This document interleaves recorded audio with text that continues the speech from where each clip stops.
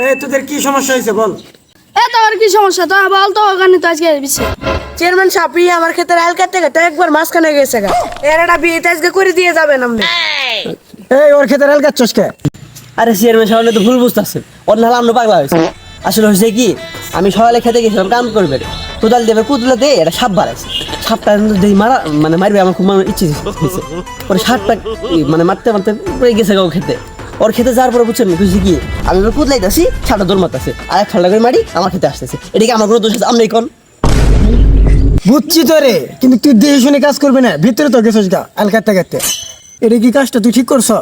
Chairman সাহেব সব বানাবেন আমি সে কথা বলতে ওই সেদিন আমার ক্ষেতে আল কাটছে ওই কি শুরু করে দিছে এর বিহিত আজকে আপনি এটা করবেন। কি রে, তুই অবশ্যই কিছু এটা করছো, জনগণ তার মিশা কথা কব না। এর একটা নিজ বিশ্বাস অবশ্যই হবে। তোরা ধৈর্য ধর, এই বিচারটা সুন্দর করে করে দেবো ইনশাল্লাহ। চেয়ারম্যান সব শুনেন।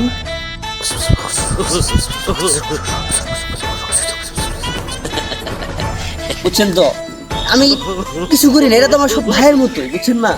তোরা এইভাবে একটা ভালো মানুষের এইভাবে তোরা বদনাম ছড়াতে পারিস না। তোরা এটা এইভাবে ভালো মানুষের প্রতি এইভাবে তোরা কেন এই অপবাদটা দিবি?